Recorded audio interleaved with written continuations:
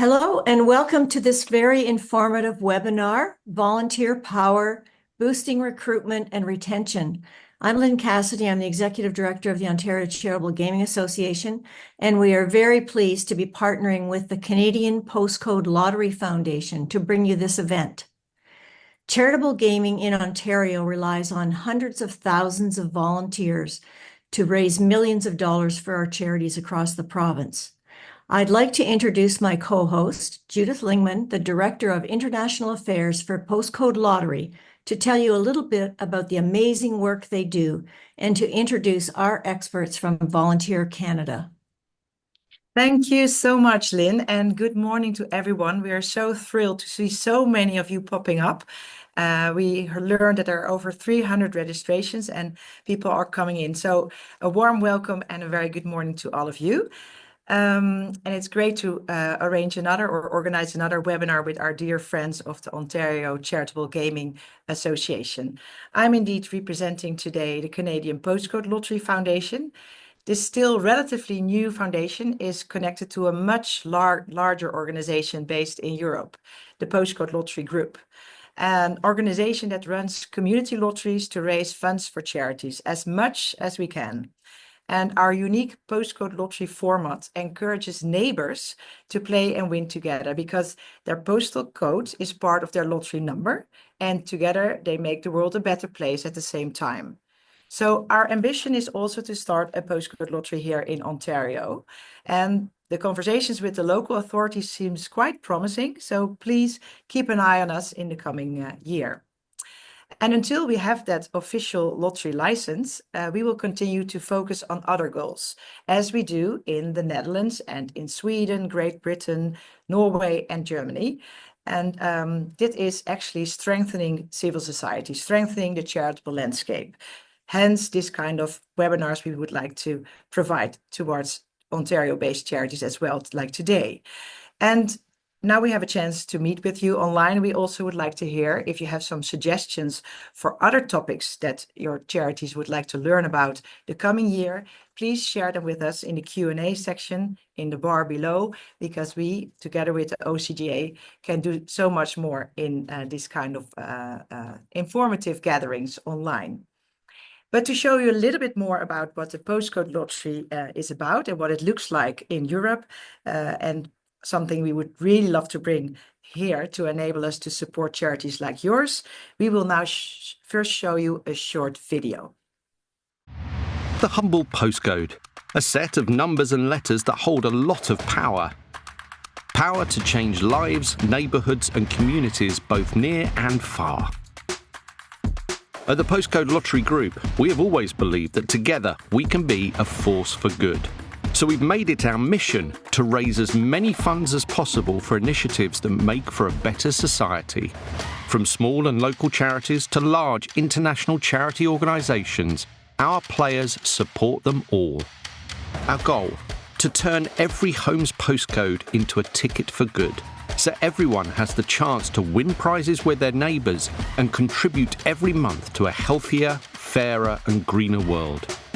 As a private company owned by a non-profit foundation and with 1,400 dedicated team members, we have the capability and a strong, long-term and unrestricted funding philosophy, allowing our charity partners to allocate and shift funds based on maximum impact.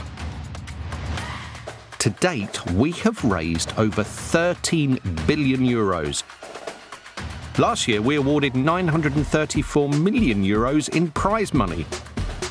And with 14 million players across 5 nations and growing, we have a strong base and huge scope for expansion. With millions of postcodes, these humble numbers and letters have the power to make life better for everyone.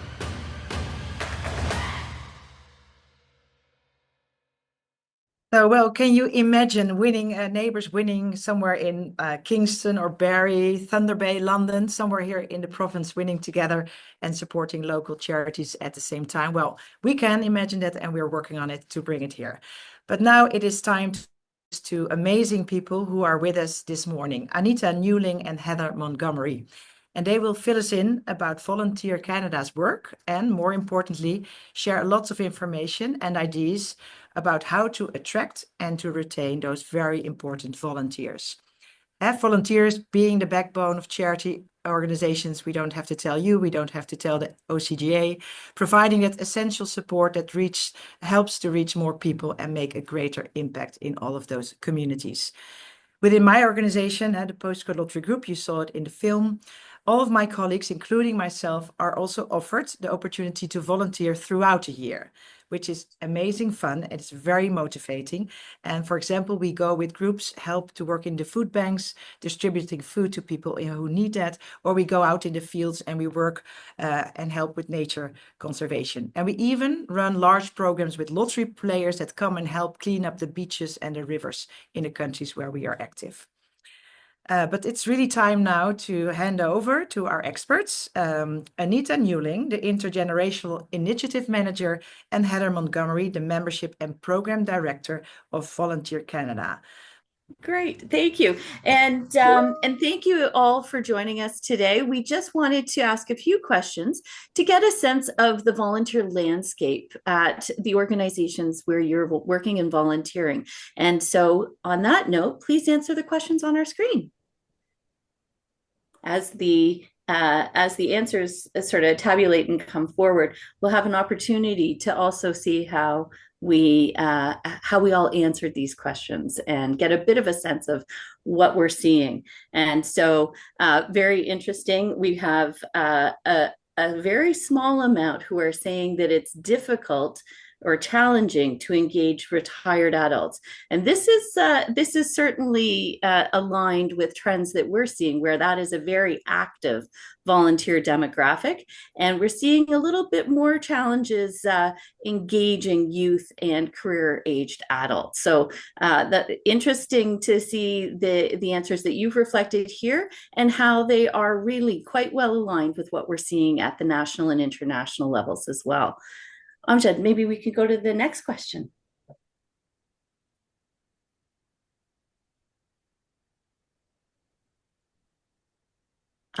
Interesting. Yeah. So, I think this is, again, an interesting point. When we think about the shifting demographics and changing motivators and behaviors of volunteers, we're still seeing that giving back to the community is certainly one of those top drivers of engagement for people, which I think is quite a hopeful statement for us in the world.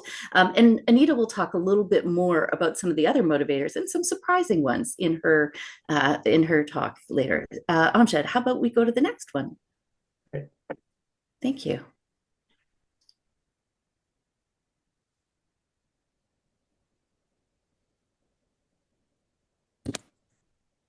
Well, this is great. It's wonderful engagement in the polls. Thank you all for your participation.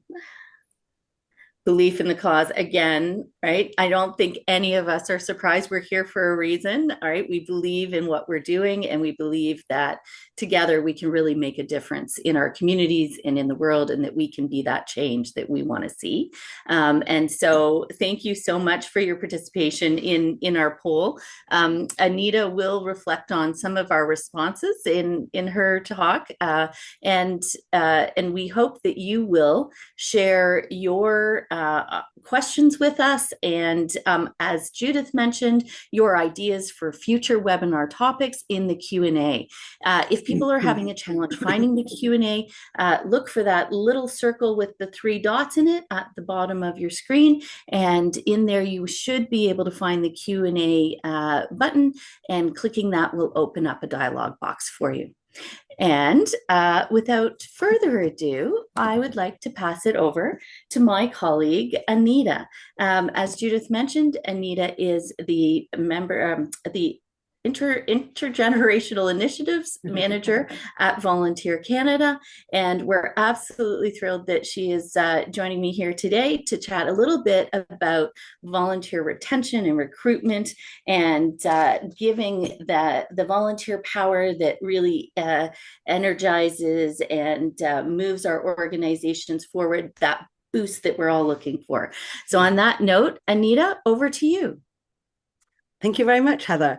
And thank you, Judy, for the introduction. And thank you, Amjad, for facilitating that, little poll there. It's fun to start with. Hello, everyone.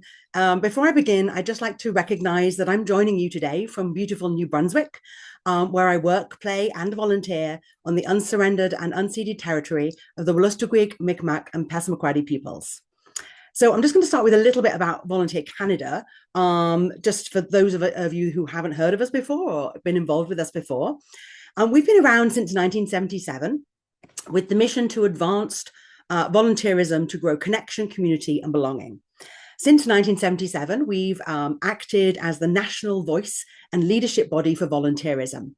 We're a registered charity with over 1,100 organizational members, and we work with a diversity of corporate, charity, non-profit, and education partners worldwide to strengthen the quality, quantity, and accessibility of volunteering. More information can be found at volunteer.ca. And I think as I speak and give these links, Heather's going to pop those in the chat for you. So you've got a link to those. We're also currently engaged in work to develop a national volunteer action strategy. And more information about that can also there be found in the chat that Heather will share. I'm really delighted to be here today to talk about recruitment and retention. I'm here today with Heather, as representatives of Volunteer Canada, but we have both worked on the ground too, in grassroots organizations where we've recruited volunteers. So we know those challenges firsthand. So I hope today that you will leave with some tangible ideas to try straight away in your teams and a feeling of confidence in your abilities to recruit volunteers and the inspiration to talk with others in your organization, to share ideas and make a plan. Not everything that I talk about today will be relevant to your situation. So just pull out what's useful, use it as a springboard for your own ideas and to make a plan that works for you. And we want to hear from you too. So if you've tried something regarding retention or recruitment, or you've heard about a new approach another organization has used that's been successful, we'd love to hear about those ideas. So pop those ideas down in the Q&A section as well, and we'll share those ideas when we get to that later. So over the next 25 minutes or so, I'm going to talk about a few trends in volunteer rates and people's motivations, some ideas for developing an effective recruitment plan, and the importance of stewardship for recruitment and retention. Now, this talk is just a survey of these topics in the time that we have today, but will hopefully give you some things to think about and discuss with your teams. So you're probably here today because you're interested in recruiting more volunteers. And it may be also that you're having a hard time recruiting or retaining volunteers. And we know that this is a challenge across the sector. So the first thing I want to say is you are not alone. I'm sure that many of you have been trying to recruit. Maybe you're even already making pivots in your approach. But rest assured, if this isn't working, please don't feel bad because everyone is feeling this nationwide and probably globally too.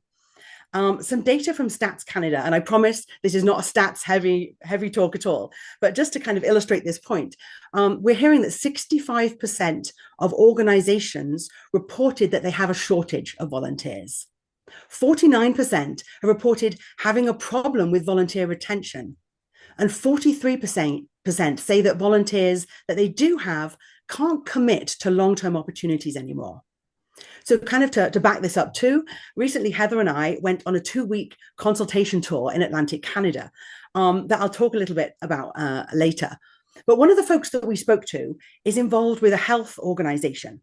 And before the pandemic, they had 6,500 volunteers across all their facilities. Now they said the numbers are starting to pick up, but they still only have 2,500. So they're 62% down on their pre-COVID volunteer numbers. I can't even imagine how they're managing, with those low numbers right now. And we also heard that for the first time in memory, some folks are actually having to advertise for volunteers. When pre-pandemic, people just came to them. They're large organizations. They've heard about them in the community. But those larger organizations are actually having to advertise for volunteers now when they haven't in the past. So we're seeing a dramatic drop in volunteer numbers, and we're also having to work extra hard to recruit new volunteers. So I'm telling you this before we start, because I want to just remind you to give yourself some grace. This is a challenging time for all organizations. And if you've been struggling, you're not alone. And I hope today will be a great jumping off point for you to start these conversations with the groups that you're involved with about recruitment. So as we move on to talk about trends in motivations, I just want to circle back to one of those opening questions. What do you think is the top motivator for volunteers? So I'm looking at my notes here. The majority of you said giving back to community, resume building with some social connections, that you also may have been thinking some other things. People talk about being passionate about the cause, or feeling good about themselves by doing volunteering. And all of these reasons are reflected in the data of why people volunteer. But recently, I heard someone speak who has over 25 years experience in volunteer management. And she said, in her experience, when you ask people why they started volunteering, the number one answer they give is, because someone asked me to. Now, think about that. Think about that for a minute and think about your volunteer origin story. How did you get started? So I thought about this story too, and I spoke to my family, and for all of us, she was actually right. We'd never gone looking for any of the volunteer experiences that we've had. It's always started with someone asking us to help or asking us to join them. And now once we've started in those volunteer roles, we talk about why we do it. And that's, when we talk about our motivations, but how we actually got started all has been down to someone asking us. So as groups and organizations, we spend lots of really valuable time thinking about how to catch people's attention, how to draw them in, where we're going to advertise to reach them. But if a big reason that people start volunteering is because someone asked them, we need to make sure that we're focusing enough of our time and resources asking people and preparing people to ask others. And as we think about our recruitment plans, we also need to be thinking about who is asking. So here's an idea on where to get started. Gather up those volunteers, gather up your staff, maybe board members too, if you have them, and have a recruitment meeting. You can call it a party, have some food. Everybody loves to come out for food, and have a session where you brainstorm where you can reach out in your community. Map out people's contacts and networks, and see who's interested in maybe being an ambassador and speaking about your organization and your needs. And then give those folks some resources and some impactful stories that they can share. Coach those ambassadors to talk about impact as well as logistics. So when I've been approached by friends in the past asking me to volunteer, they've often said something like, oh, it's only 4 hours a week. Have you had that? Or it's only one Saturday. Sometimes it's actually even been, it's really easy to get to and there's lots of parking. And those are really interesting things that have a bearing on my decision. And it's good to know that that opportunity is easy. But if my friend had led with, last month, my time with this organization helped them provide 2,000 school meals to kids in need. That impact, is going to make me think very differently about the opportunity. And maybe I will jump into that. Not just having the logistics, having that impact that my contribution is going to make. So coach those ambassadors, coach your current volunteers and your board members and your staff to share stories about how funds raised at your event or your organization are impacting real people in your community. The OCGA has some really great impact stories on their website, but if you have local examples, they can have a huge impact on recruitment in your community. So this is just one idea of how to reach more potential volunteers. Volunteer recruitment needs to have multiple strategies, and we'll talk about a few more of those when we talk about developing a plan later. But first, I just wanted to share a little bit more about some trends that we're seeing. So on our recent consultation tour that I mentioned, Heather and I spoke to about 50 people and more than 35 organizations about the current volunteer landscape, what volunteers' current motivations are, and the barriers that they might be facing.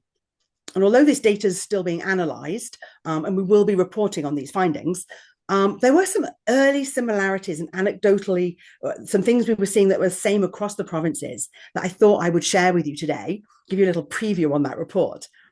So many of the folks that we spoke to felt that older adults' motivations hadn't changed as much as some of the other age groups. So they still want to give back to community. They still are doing it because it gives them joy. And that kind of some of those feelings of it's the right thing to do. So the older adults motivations are still similar to those as they have been in the past. They are facing other barriers and challenges, but as far as their motivations, they haven't changed as much. Now, youth and young adults, they're being motivated now a little bit more by career exploration and gaining useful experience. And also the social aspect of doing something with their friends. We've heard a lot about the rise in people wanting to do group volunteering as a group. So this is interesting when we talk about recruitment. If younger folks are looking to gain experience that might be relevant to future employment, maybe we should be highlighting that in our promotions and making it obvious to prospective volunteers the benefits to them. So maybe have some targeted ads to younger generations outlining the soft skills that they'll develop by coming to work with you. Another interesting trend that I wanted to highlight is that folks are more protective of their time and they're looking for more flexibility. And it's not just that they're protective of their time, it's also that they don't have as much time as they used to have. They might have taken on another job, or they might be caregivers now. A lot of the older adults that we spoke to spoke about caring for their grandchildren now, because with the cost of living now, their children had to take other jobs or couldn't afford childcare. People also don't want to make the same kind of long-term commitments as they used to. They're often looking for micro volunteering opportunities that are short-term or single task-based. So if this is the case, how can we attract them? Maybe we need to look at our volunteer agreements and ask ourselves, can we be more flexible? Can we offer shorter commitment periods to be more appealing to folks looking for these opportunities? And that's definitely something worth talking about and thinking about in your teams. And at this point, it's also worth mentioning that many people said that the application process can be intimidating and takes a long time. And I'm sure if I could see all of your faces on the screen now, I'm sure there'll be lots of people nodding. A lot of people speak about this. So as we think about offering more flexible opportunities, this could be a really good time to look at your application process. Is there an easier way to do it? Could it be shorter? Could you hold like regular application days where people come in, you have laptops set up and you help guide them through the process? This would also be a really great welcoming start for volunteers. Something else we've heard from lots of people is that they felt, and this is their words, is that they felt that folks were less passionate about volunteering than they used to be. And I think what they really meant is that people are just not as motivated by that feeling of giving back, or it's the right thing to do in the same way that they used to be. And they also want to know how that opportunity is going to benefit them. So again, something to be mindful of as we promote our volunteer opportunities. Now, there's lots of barriers to talk about. Just one that comes to mind that we should be mindful of is that there is a cost involved in volunteering that many people spoke about.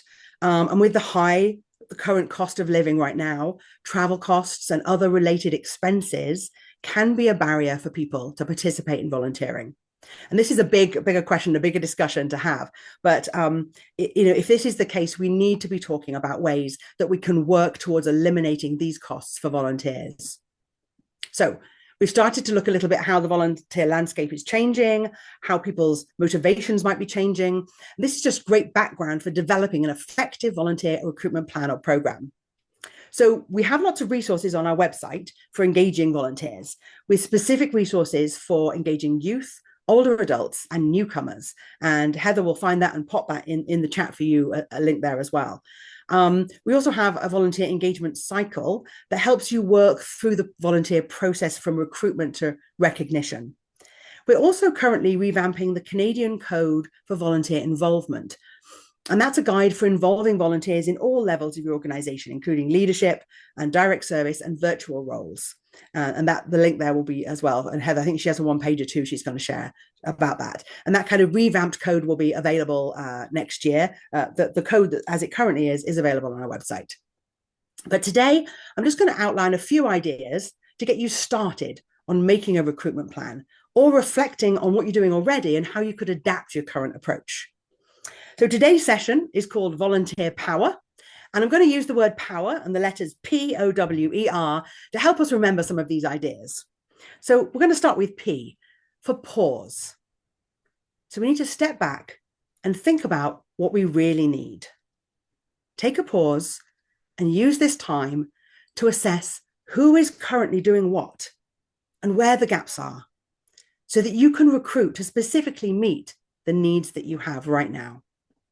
And then O, you need to outline your opportunities clearly. It's really important to define clear roles and responsibilities for the volunteer.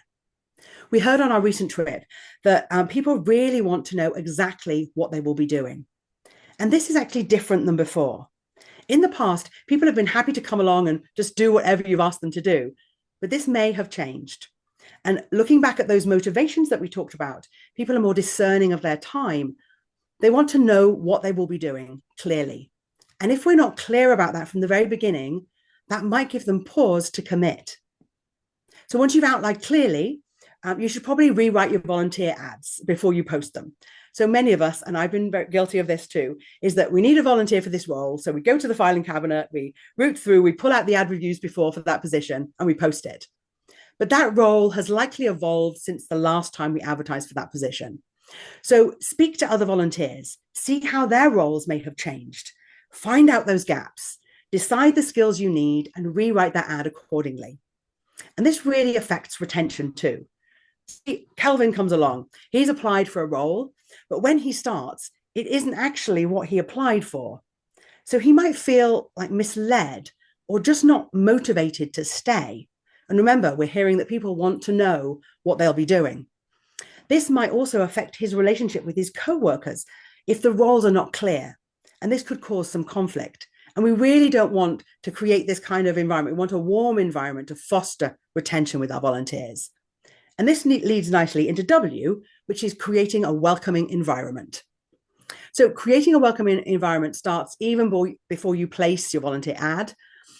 We need to make sure that we're creating an inclusive environment where everyone feels welcome and welcome to apply.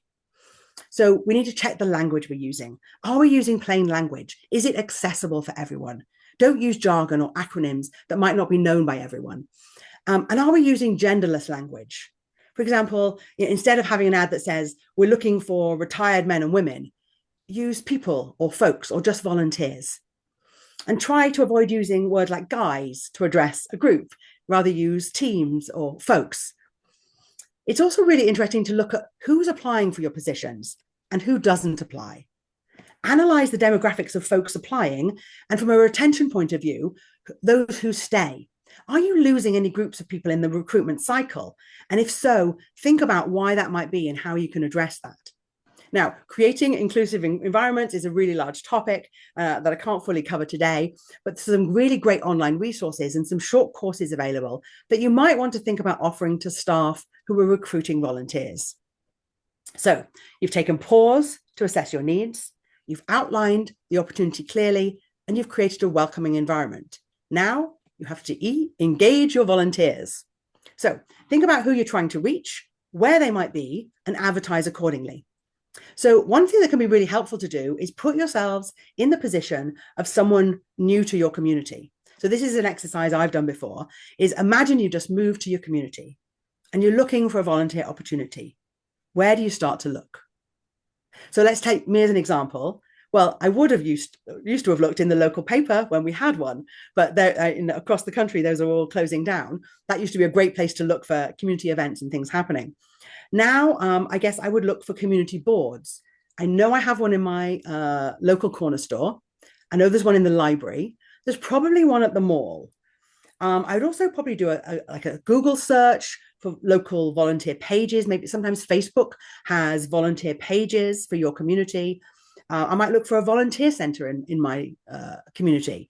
I might also ask people that I'm meeting, that, my doctor or my hairdresser or someone in the shop that I go to regularly.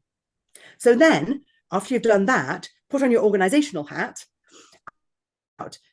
I need to make sure that information about my organization, my opportunities are available in all of these locations: libraries, community boards, local shops, grocery stores, diners, places of worship also have community boards and newsletters. Use them. But make sure that getting in touch with you is easy. And one of the ways that folks are doing this is they're trying to reach younger volunteers, and they're doing that by using QR codes. And they put them up on posters that takes you straight to the sign-up page that collects emails and preliminary details. So you need to catch people while they're interested. So make that process easy for them. Another approach to reach folks is to use those ambassadors that you've already primed earlier to share, about what these volunteer opportunities, when they go out and about, share what they do and what you're looking for, and the volunteers that you're looking for. Encourage them to talk about it with local businesses that they frequent, places that they go, and those businesses then become your community connectors as well. And you can also get them to start something like a recruitment tree, like the old phone trees. They share information about your organization and your opportunities with 2 friends. And they ask those friends to share those opportunities with 2 people that they know, and so on. And then soon that adds up to a lot of people who know about your organization and your need for volunteers in your community. So now we do need to engage volunteers to join us, but we also need to continue engaging them to get them to stay, which we often call stewardship. And this is crucial for retention. Every touch point that we have with a volunteer is part of stewardship. And stewarding your volunteers isn't just about managing them effectively, but also fostering a relationship between them and your organization. You may want to think about actually implementing a stewardship plan to ensure that everyone on your team and all the staff are on the same page about nurturing these relationships and strengthening them, as well as offering the volunteers support so they feel successful and valued members of your team. Stewardship includes many of the things that we've already touched on as far as recruitment and making that an easy, welcoming process. But this needs to continue throughout the whole time that they're with your organization. So make sure volunteers have a positive start with your organization. This is essential for retention, and we want to set them up for success. Get to know your volunteers. Get to know their strengths. Use their strengths and let them shine. If you don't already, have new volunteers buddy up with a more experienced volunteer to start with, who will help support them and guide them. This really helps new volunteers feel welcome and part of the team. And this leads nicely on to the recognition of your volunteers, which is an essential part of stewardship and retention. So I've always felt that volunteers should be treated like donors. And this isn't always the case. So donors get thank you cards. We invite them to our annual galas. We publicly share their generosity. We take photos with them. We maybe put their name on a wall. But we don't always show the same recognition and appreciation for our volunteers. And the bottom line is their donation of time is just as valuable. And in many cases, we all know the equivalent of many thousands of dollars each every year. And now we know that volunteers obviously are not doing this for money or necessarily expecting anything, but we do know that folks are looking for some acknowledgement, and they do appreciate recognition of their contribution. And doing a good job here will truly improve your retention. People want to feel valued. They want to know the impact that they're having. So start to think of and treat your volunteers in the same way that you do your donors. So how can we recognize our volunteers and show our appreciation? Well, we could show their impact on the organization and the community in newsletters and social media, not just highlighting the volunteers themselves, but showing that actual impact that your team is making on the community. And as we said, this is really great for retention too. You might want to include this in your messaging for recruitment though. It's talking about the impact and how you recognize your volunteers. You might want to include that in your recruitment promo as well. You may already have a volunteer recognition program, but this would be a really good time to take a pause again and take a look at it. We do know that people are wanting recognition, so maybe start by asking your current volunteers how they'd like to be recognized. And if you have a few options, ask which they prefer or ask them to submit ideas. Now, I know that some organizations have restrictions on what they can offer volunteers, but there's many options that don't have a monetary value. So display volunteer of the week or the month. If you have 100 volunteers, highlight 2 a week, make sure that everyone's covered over the year. You can do small things in the place where they're volunteering. Have a well-stocked tea or coffee room and snacks for them. It's just a nice touch, things that they can use. Write thank you notes. Leave sticky notes. I used to write sticky notes and leave them on people's bags or lockers. You can call folks too. And maybe offer them like free trainings or workshops. Bring somebody in and invite them to an event. or something simple like keep track of everyone's birthdays, get everyone to sign a card. It's a really simple gesture, but it means a lot to people. You really want your volunteers to feel part of the team and just valued as individuals. You could also think about organizing a discount program for volunteers with a few local businesses. So I know some organizations have rules about compensating volunteers, but having local businesses offer a discount may be an alternative that's worth exploring. Also, you could take advantage of National Volunteer Week. This is a week that we host every year towards the end of April, and we offer ideas and resources for recognizing all your volunteers. And all the details on how to get involved in that are on our website, which I think Heather is busy today popping those things in the chat that you'll be able to see there. You can also sign up for our newsletter there, so you'll be the first to hear about upcoming events, including National Volunteer Week. So these are just a few ideas. Like I said, talk to your volunteers, brainstorm in your team about how to show your appreciation. And to recap here, the real harness, to harness the power of your volunteers: pause to assess your gaps and needs. Outline your opportunities clearly. Create a welcoming environment. Engage with volunteers and show recognition of your volunteers. So kind of to finish up today, I just wanted to quickly refer to the questions of the age demographics that we asked at the beginning, but where you're finding it most challenging to engage folks. And it was quite even between youth and career-aged adults. Less of you having trouble engaging older adults, and a similar number were saying all of the above. It's just difficult to engage everyone. So here's a kind of few ideas that we've heard recently on our tour about things that people are doing for those different age demographics. So with youth, we're hearing more, as I mentioned earlier, about group volunteering, young people wanting to volunteer with friends. So this is a kind of an approach to think about in your promotions, and maybe who you approach. So reach out to maybe local community colleges or university groups that might be aligned with your cause, and see if they have a group, and as a group, they want to take a shift a week. I don't know if any of you go to universities or college volunteer or nonprofit fairs to speak to classes, or to speak to groups there at the fairs, or to speak to individual classes. And if you don't, that is something that's a great idea to think about. If you do, I have heard about a group recently that changed their approach slightly there. So they used to have like a sign-up clipboard on the table. I've had them myself. I don't know if you've had that. And people come along, and if they're interested in your organization, they put their email down and show their interest. And they were finding they were getting 5 or 6 people sign up at these events. But they often wouldn't follow through on applying.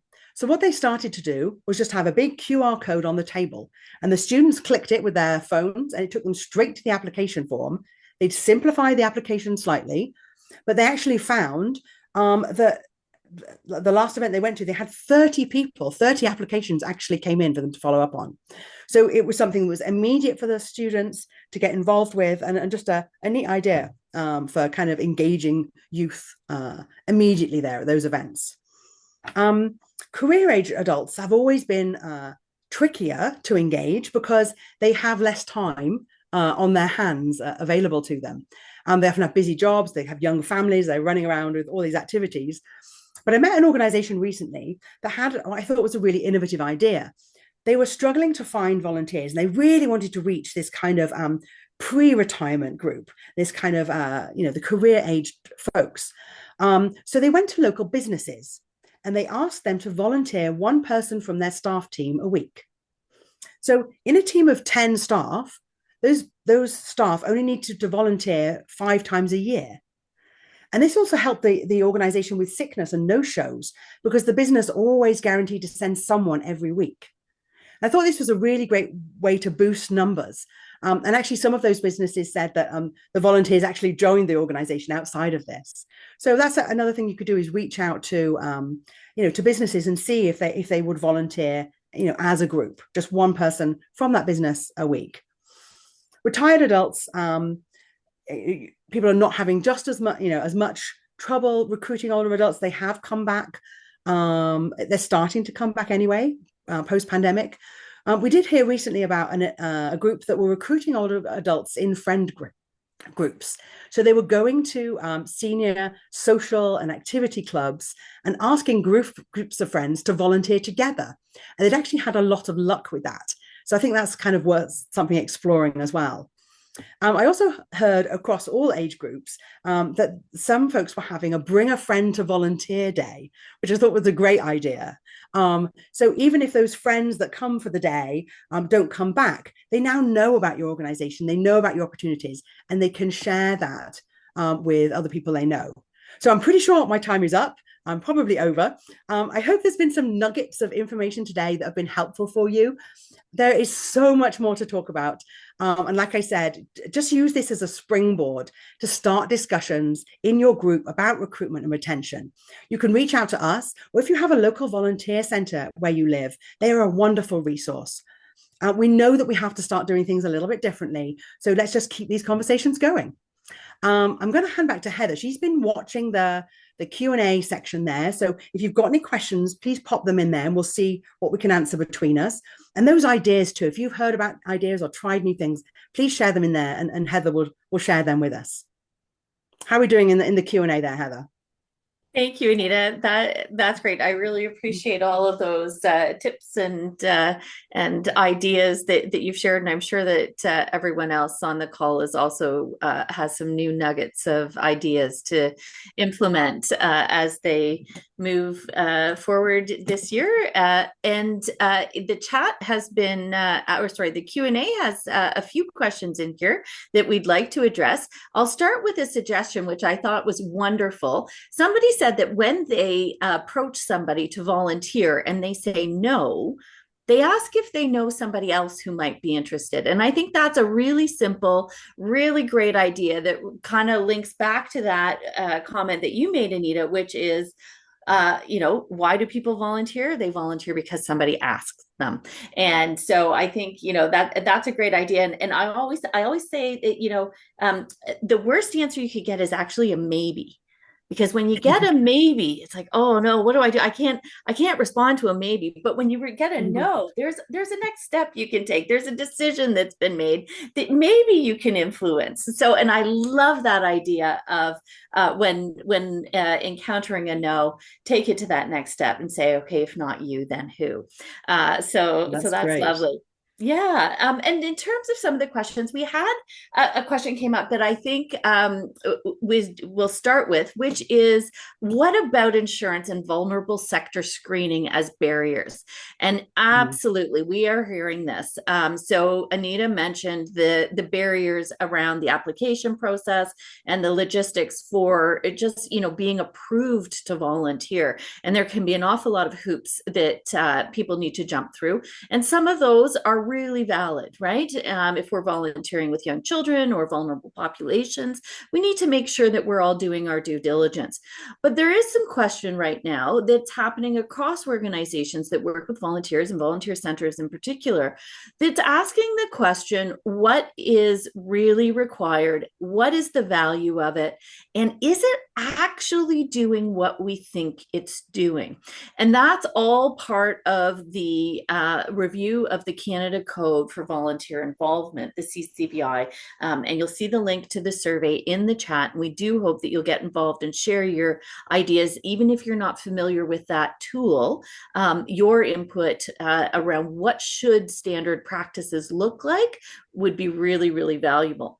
So this question of screening is one that we're grappling with. There are a number of different sort of records checks that are required by certain organizations, and even the police services in some communities are saying, actually, your request isn't valid, or we can fulfill that, but it's going to take a long time. And so this has become a barrier, not just for organizations in terms of recruiting volunteers, but even those volunteers who want to be engaged are sometimes in a position of waiting. And so this is definitely something that has been identified as a barrier that we're looking at and trying to set some parameters and some standards around when to do that full vulnerable sector check, when to just do a criminal record check, and when actually maybe you don't need to do that formal check at all. And certainly different organizations will have different requirements around that, but we're trying to think about the standards that are in place within the Canada Code for Volunteer Involvement, and making sure that those suggestions around wise and best practices are relevant in today's context. Another question that has come up is, what do you recommend to keep volunteers engaged when you only have 1 or 2 volunteer opportunities per year and they're event-based? And I think this is another interesting conversation. And I think that this goes to Anita's comments around how are you engaging your volunteers on an ongoing basis. So if you maybe just have 1 event, 1 or 2 events per year where you need volunteers, are you though doing work throughout the year in different contexts? The service that you provide, are you providing that on an annual basis, ongoing? And if so, are your volunteers being engaged in that work? Are they understanding the impact of the work that you're doing? And are you staying in touch with them and communicating with them throughout the year? Do you have those touch points? We often think about that when we think about stewardship. What are the touch points that you have with your volunteers throughout the year? Are you saying thank you right after the event? Are you reminding them at particular times of year how much you appreciated their support and their engagement in that event that you had, and reminding them that the next event is coming up in a few months? And so trying to maintain that contact with them, whether that's via email or whether that is in a picking up the phone and having a quick call. I know we don't do that anymore, but some people I think still really appreciate that phone call, particularly if you're working with the older adult demographic as volunteers.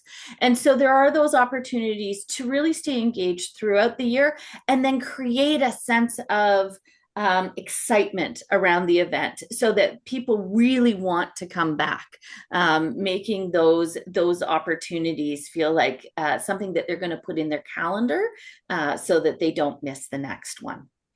And do I have time to take one more question? I'm looking, okay, wonderful. And so we had another question, and that was, how do you get past old news about your club that might have been negative in the community? And this is a real challenge. This is a tough one. And I think at the end of the day, we have to recreate our narrative, right? We have to remind people about what is the impact of the work. Everybody has an example of when they think, something happened that was not fantastic. And those are often because of an unfortunate individual's behaviors. And what you have to do is really try and reframe the organization outside of that individual or that one instance, and bring to the community news of the impact, news of what is happening, what is the difference making, and really make sure that you're layering that message and scaffolding that message, because the more that people hear about those positive impacts, the further away you'll get from that negative instance or circumstance or what happened. And so I think it's really important then, again, like Anita said, that you're really relying on those ambassadors. It's not just the word of the organization, but you've got your volunteers, your board members out there, the people who are the recipients of the services that you deliver, sharing the impact and the importance of what you're doing in the community, and making sure that that story is loud and that there are opportunities for folks to hear it. Those are, I'm just going to double check. And yep, so those are all the questions that we have in the Q&A. I would just like to say thank you so much how oh, sorry, there's actually one in the there's one in the chat, and that was how to convert an immigrant population where volunteering is not part of their culture. And this is really interesting. We've been talking a lot about this, goes to that welcoming point, the W in the power of volunteering. So often what we're hearing is that for some cultures, the word volunteering, the concept that we have of a volunteer doesn't resonate. But what does resonate is the notion that we would be involved and engaged in our communities, that we would be participating in our communities to make the world more welcoming, to give back to our communities. And I think that very much does resonate with newcomer populations. And so I think it's sometimes about how we're framing it. If you asked certain folks who are very, very involved in their community, oh, do you volunteer? Sometimes they say, oh, no, I don't volunteer. Oh, I mean, I do this or I do that, or, I make meals at the church, or, I go and I visit, my elderly neighbor, or, I used to go and visit my father at the nursing home and he's passed away, but I still go because, I like to visit them and they appreciate it when I come.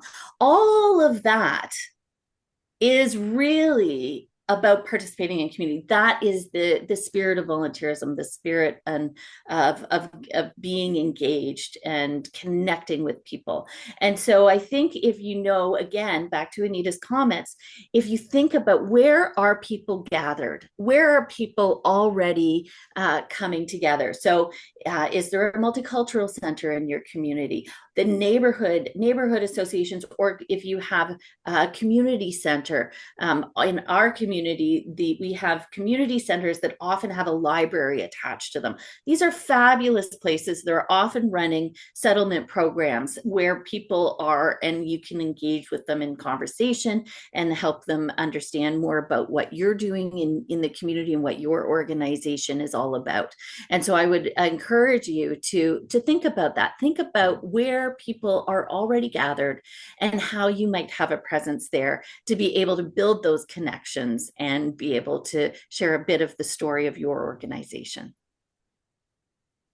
And on that note, I think I better pass the baton back to Judith and Lynn and say thank you very much for having us here. Over to you.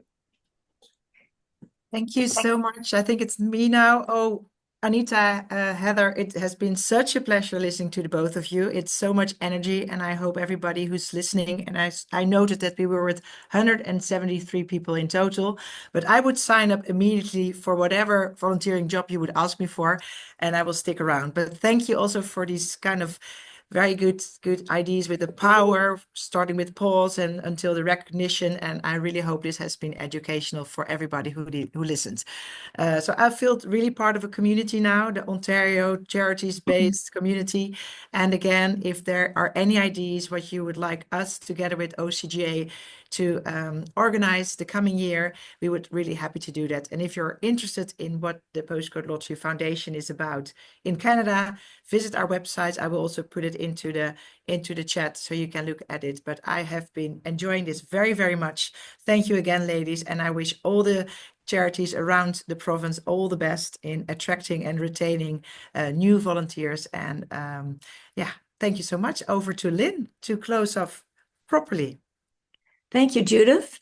Anita and Heather, we really appreciate your expertise and your terrific advice, but also your overwhelming enthusiasm. It was wonderful in terms of volunteers. I just want to go out and start recruiting people for any of the charities in my community.